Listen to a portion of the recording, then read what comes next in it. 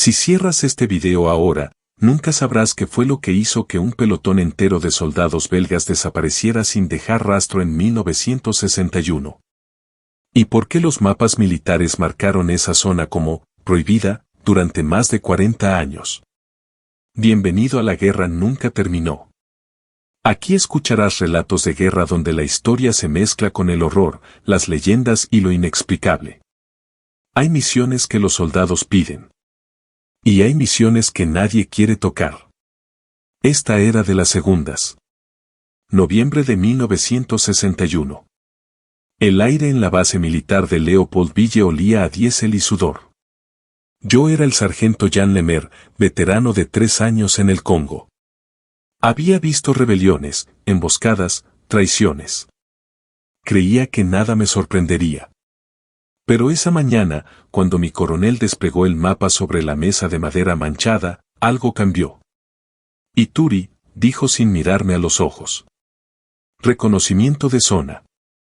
Localizar posibles campamentos rebeldes. Observé el mapa.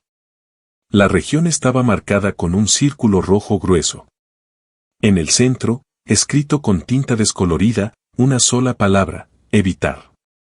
¿Qué significa esto?, pregunté señalando la marca. El coronel encendió un cigarrillo. Sus manos temblaban ligeramente. Significa que cumplan la misión y regresen rápido. No hubo más explicaciones. No hubo briefing detallado. Solo órdenes. Seleccioné a 8 hombres. Todos jóvenes, todos hambrientos de acción. Pierre, el más nuevo, apenas tenía 20 años. Sonreía mientras revisaba su rifle. No sabía que esa sonrisa sería una de las últimas cosas que recordaría de él. Partimos al amanecer. El camión militar nos llevó hasta donde la carretera terminaba. Desde ahí, caminamos. La selva nos tragó en cuestión de minutos. Los árboles eran tan altos que bloqueaban el sol. La humedad se pegaba a la piel como aceite. Nuestras botas se hundían en el barro con cada paso. Algo no estaba bien. Lo sentí desde el primer kilómetro. El silencio era equivocado. En la selva del Congo siempre hay ruido, monos, loros, insectos. Pero aquí, nada. Solo nuestras respiraciones y el crujido de las hojas bajo nuestros pies. Sargento, murmuró uno de mis hombres, esto no me gusta. A mí tampoco, admití. Pero tenemos órdenes. Caminamos durante horas. El sol comenzó a caer. Y entonces, lo vi, un árbol marcado con un símbolo tallado en la corteza. Una mano. Pero tenía 6 dedos. 3 días después, mientras nos adentrábamos más en la selva, comenzamos a notar algo que ningún entrenamiento militar nos había preparado para enfrentar. El silencio en la selva no es ausencia de sonido. Es una advertencia. El 4.º día fue cuando todo cambió. Habíamos avanzado más de 40 kilómetros desde nuestro punto de partida. La vegetación se volvió más densa, casi hostil. Las ramas bajas arañaban nuestros uniformes. Las raíces parecían moverse bajo nuestros pies. Y ese silencio. Dios, ese maldito silencio. Sargento, mire esto, dijo Pierre. Habíamos llegado a una aldea. O lo que quedaba de ella. Chozas de barro y paja, intactas. Fuegos apagados recientemente. Platos con comida todavía sobre mesas improvisadas. Pero ni una sola persona. Ni vivos. Ni muertos. Nada. ¿Dónde está todo el mundo?, preguntó otro soldado. Revisamos cada choza. Ropa colgada. Herramientas apoyadas contra las paredes. Juguetes de niños en el suelo. Era como si todos hubieran desaparecido en medio de sus actividades diarias. Sin lucha. Sin sangre. Sin rastro. Entonces Pierre gritó desde el perímetro. Sargento. Venga a ver esto. Corrí hacia él. Estaba frente a un árbol enorme. Y no era el único. Todos los árboles alrededor de la aldea tenían el mismo símbolo tallado, la mano de 6 dedos. Algunos grabados eran antiguos, cubiertos de musgo. Otros estaban frescos, la savia aún goteaba. Nuestro guía local, Vana, un anciano que habíamos contratado en la última aldea civilizada, se acercó lentamente. Su rostro había perdido todo color. El loco, susurró. ¿Qué significa eso?, pregunté. Vana negó con la cabeza, sus ojos llenos de terror. No debemos estar aquí. Debemos irnos. Ahora. Explícate, viejo. El loco. Espíritus de la selva. Guardianes. Ellos se llevan a quien entra en su territorio. Mis hombres se miraron entre sí. Algunos rieron nerviosamente. Yo no. Porque había aprendido algo en mis años en el Congo, los locales no te mienten sobre estas cosas.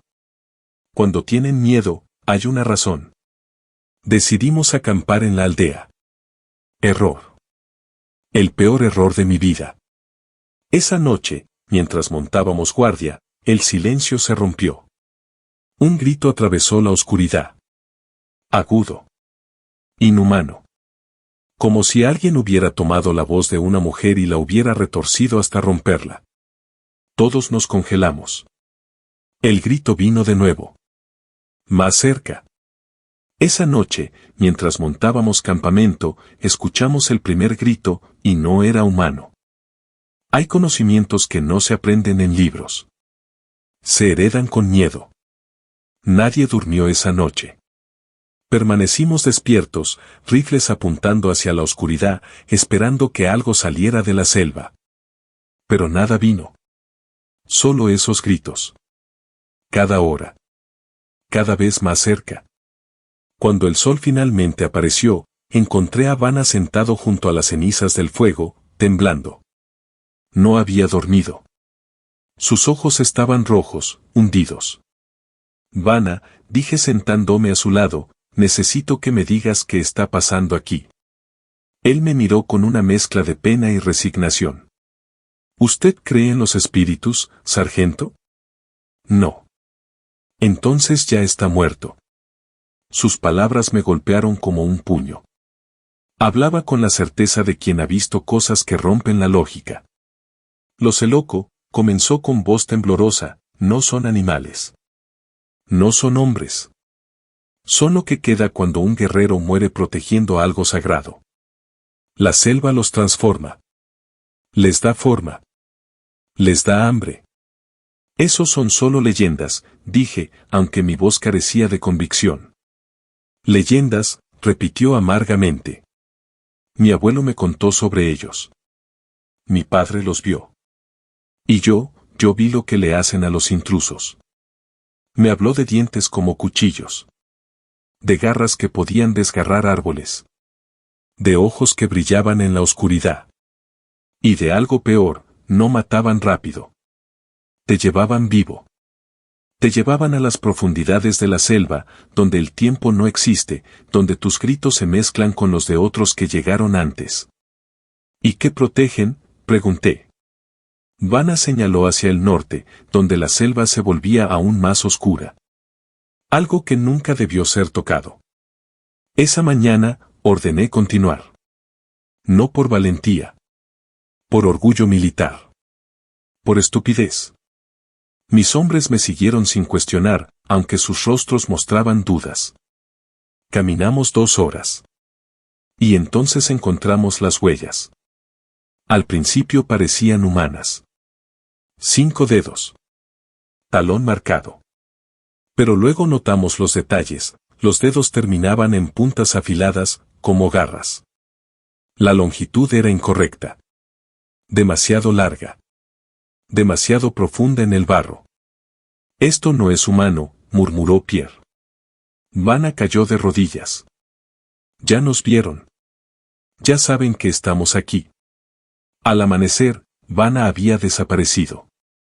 Y en su lugar, encontramos un rastro de sangre que se adentraba hacia una cueva que no aparecía en ningún mapa. Hay lugares que los mapas omiten por una razón. No son olvidos. Son advertencias. Desperté al sonido de gritos. Pierre señalaba el lugar donde Vanna había dormido. La manta estaba arrugada, manchada de algo oscuro. Sangre. Pero no había cuerpo. Solo un rastro que se adentraba en la selva, como si algo lo hubiera arrastrado. ¿Lo seguimos?, preguntó uno de mis hombres. Debí decir que no. Debí ordenar la retirada. Pero la curiosidad, o quizás la arrogancia militar, me empujó hacia adelante. Equipen todo. Vamos. El rastro nos llevó a través de la vegetación más densa que habíamos visto. Tuvimos que usar machetes para abrir paso. La sangre marcaba el camino como una línea roja sobre verde. Y entonces, la selva se abrió. Frente a nosotros, oculta detrás de una cascada de lianas y raíces, había una entrada. Una cueva. La boca era como una herida en la tierra, negra y profunda. No está en el mapa, dije revisando nuestras coordenadas. Nada de esta zona está en el mapa, respondió Pierre. Encendimos las linternas. Entramos. El aire dentro era frío. Demasiado frío para estar en el Congo. Nuestras respiraciones se condensaban en pequeñas nubes. Las paredes estaban cubiertas de pinturas. Antiguas. Primitivas. Pero detalladas. Mostraban batallas. Ejércitos de figuras con lanzas enfrentándose a criaturas enormes. Sacrificios humanos alrededor de altares de piedra. Y en el centro de todas las pinturas, una figura más grande que las demás, con brazos extendidos y ojos que parecían seguirnos. ¿Qué demonios es este lugar?, susurró alguien. Avanzamos más. El túnel descendía. El frío aumentaba. Y entonces llegamos a una cámara. Lo que vimos allí me robó el aliento.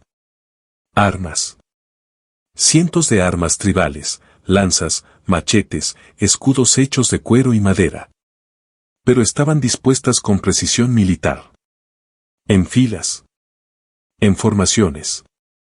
Como si alguien hubiera organizado un arsenal. Y los huesos. Dios, los huesos. Apilados contra las paredes.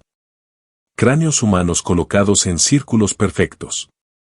Costillas organizadas por tamaño. Fémures cruzados como si fueran vigas de un edificio macabro. En el centro de la cámara, un altar de piedra negra. Cubierto de inscripciones que ninguno de nosotros podía leer. Y sobre el altar, frescos, objetos que no deberían estar allí, cartuchos de bala modernos, un reloj militar, una placa de identificación con letras en francés. Alguien más estuvo aquí, dije tocando los objetos. Recientemente. Pierre se arrodilló junto a los huesos. Extendió su mano. Los tocó. Sargento, están húmedos. Entonces escuchamos el rugido. Y comprendimos que no éramos los cazadores. Éramos la presa. El verdadero horror no es lo que ves. Es lo que nunca logras ver completamente. El rugido vino desde las profundidades de la cueva. Profundo. Gutural.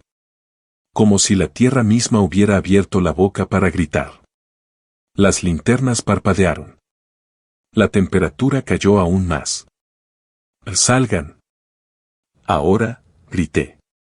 Corrimos hacia la salida. Pero el túnel parecía más largo.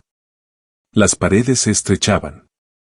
O tal vez era el pánico distorsionando mi percepción. Escuchamos pasos detrás de nosotros. Muchos pasos. Rápidos. Pesados. Salimos de la cueva justo cuando el sol comenzaba a caer. La selva estaba bañada en una luz naranja y roja. Hermosa. Mortal. Establecemos perímetro defensivo. Ahora, ordené. Formamos un círculo. 8 hombres. 8 rifles. Munición suficiente para una guerra pequeña. Pero nada de eso importó. La noche cayó como un telón negro. Y con ella, llegaron. No puedo describirlos con precisión. Ni siquiera ahora, décadas después, con las imágenes quemadas en mi memoria. Se movían entre los árboles. Sombras con forma casi humana. Pero sus proporciones estaban mal. Brazos demasiado largos. Piernas que se doblaban en ángulos imposibles. Y sus ojos. Dios, sus ojos. Brillaban como brasas. Rojos. Furiosos. Hambrientos. Fuego, grité. Disparamos. Ráfagas completas. El sonido de los rifles desgarró el silencio de la selva. Vi las balas impactar. Vi los cuerpos tambalearse. Pero no caían. Se movían. Se reagrupaban. Y seguían avanzando. Uno de mis hombres gritó. Lo vi ser arrastrado hacia la oscuridad. Sus dedos arañaban el suelo. Sus ojos me buscaban desesperados. Sargento. Ayúdame. Corrí hacia él. Pero algo me golpeó desde el costado. Caí. Rodé. Sentí garras rozar mi espalda, rasgando el uniforme. Disparé hacia arriba. La criatura huyó, un sonido que hizo que mis oídos sangraran. Y Pierre, grité buscándolo con la mirada. Lo vi. Estaba rodeado. 3 figuras lo acorralaban. Disparaba. Lloraba. Gritaba mi nombre. Sargento. No me dejen. Por favor. Intenté levantarme. Pero algo me jaló del tobillo. Caí de nuevo. Vi garras. Vi dientes. Vi. Y entonces, instinto. Puro instinto animal de supervivencia. Rodé hacia un tronco hueco. Me metí dentro. Me cubrí de barro. Me quedé inmóvil. Cerré los ojos. Los gritos de mis hombres llenaron la noche. Uno por uno. Hasta que solo quedó silencio. Permanecí en ese tronco toda la noche. Temblando. Rezando. Mientras las criaturas caminaban alrededor. Podía oler su aliento. Podía sentir su calor. Pero no me encontraron. Cuando el sol finalmente salió, el silencio regresó. Pero yo ya no era el mismo hombre. Sobrevivir no siempre es una victoria. A veces es solo el comienzo de una condena más larga. Salí del tronco cuando la luz del sol atravesó el dosel de árboles. Mis piernas apenas respondían. Mi cuerpo entero temblaba. No de frío. De algo más profundo. Algo roto en mi interior. El campamento era una masacre silenciosa. Mochilas destrozadas. Armas retorcidas como si fueran de papel. Sangre por todas partes. Pero ningún cuerpo. Ni uno solo. Pierre, llamé con voz quebrada. ¿Alguien? Nada. Tomé un rifle medio roto, una cantimplora con agua, y empecé a caminar. No tenía mapa. No tenía brújula. Solo caminé hacia donde creía que estaba el este. Hacia la civilización. Hacia algo que tuviera sentido. Caminé durante 2 días.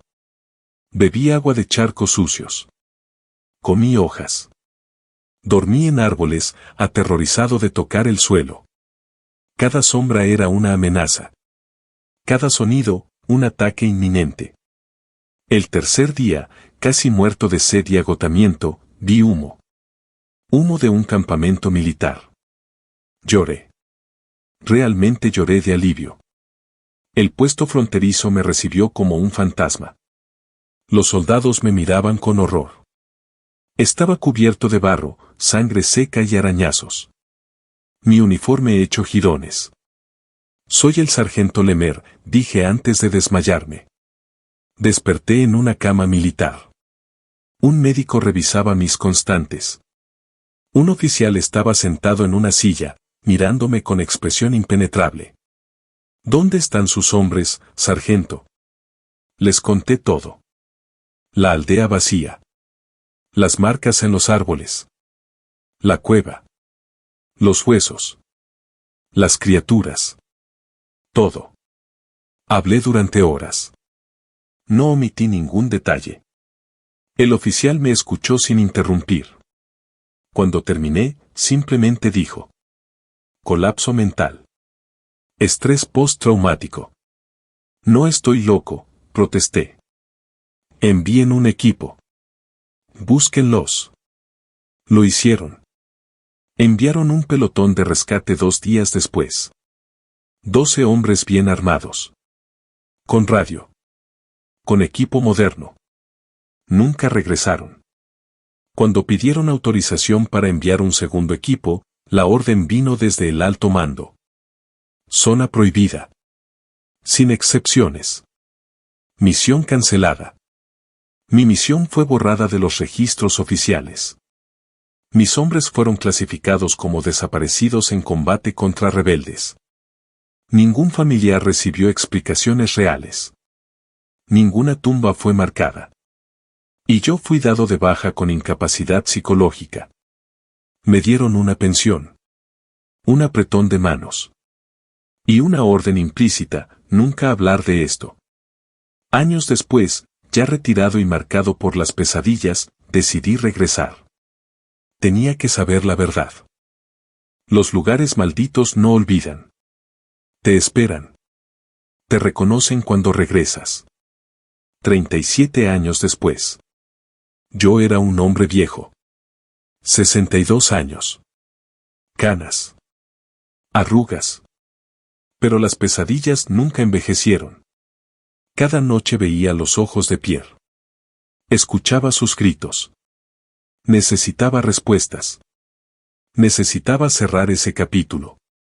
O al menos intentarlo. Contraté a un grupo de mercenarios en Kinshasa. Tipos sin escrúpulos. Sin preguntas. Solo querían dinero. Les pagué bien. Les di coordenadas aproximadas. Les dije que era para un asunto personal. Viajamos en jeep hasta donde la selva nos detuvo. Desde ahí, caminamos. Yo cargaba una cámara vieja. Quería evidencia. Quería pruebas. La selva había cambiado. Más densa. Más oscura. Como si hubiera crecido sobre sí misma, tragando cualquier rastro de humanidad. Pero encontré la aldea. O lo que quedaba de ella. Las chozas estaban colapsadas. Cubiertas de vegetación. Pero los árboles marcados seguían ahí. La mano de 6 dedos. Aún visible después de décadas. ¿Qué significa eso?, preguntó uno de los mercenarios. Problemas, respondí. Encontramos la cueva. La entrada seguía ahí. Como una boca esperando. Los mercenarios encendieron linternas tácticas. Entramos. Las pinturas estaban más deterioradas. Pero la cámara estaba intacta. Peor aún, había sido usada recientemente. Velas. Velas encendidas alrededor del altar. Ofrendas frescas, frutas, carne, objetos modernos. Y fotografías. Fotografías de soldados. Uniformes de diferentes épocas. Diferentes países. Estadounidenses. Franceses. Africanos. ¿Qué diablos es esto?, murmuró un mercenario. Me acerqué al altar. Y entonces lo vi. Mi corazón se detuvo. Mi nombre. Jean Lemaire. Tallado en la piedra negra. Y junto a él, una fecha, 15 de diciembre de 1998. Hoy es 14 de diciembre, dije con voz temblorosa. Uno de los mercenarios revisó las paredes. Gritó.